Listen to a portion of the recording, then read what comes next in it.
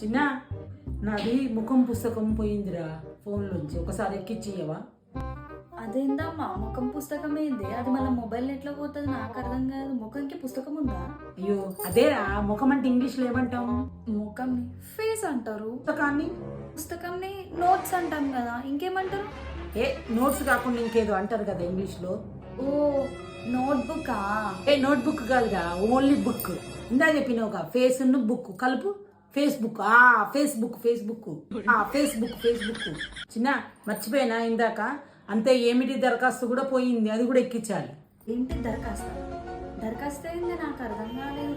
అమ్మ ప్లీజ్ నీ తెలుగుతో చంపకు, క్లారిటీగా చెప్పే. ఏమిటి నీ ఇంగ్లీష్లో ఏమంటారు? ఏమిటంటే వాట్? దరఖాస్తుని ఇంగ్లీష్లో ఏమంటారు చిన్న? దరఖాస్తా?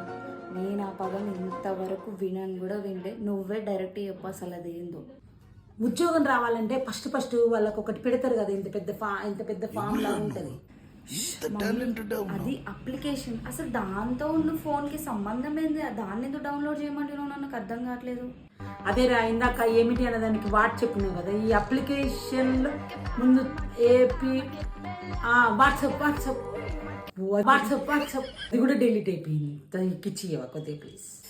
అబ్బా మమ్మీ, అసలు నువ్వు ఇమ్మీడియట్గా రేపటి నుంచి ఇంగ్లీష్ నేర్చుకోవే. నా వల్ల కాదు, తెలుగు నాకు అర్థమే కావట్లేదు. బా 2-3 పదాలు కూడా రావమ్మా నీకు అసలు తెలుగులో? ఏం చదువుకున్నావమ్మా మళ్ళీ? చెయ్యి.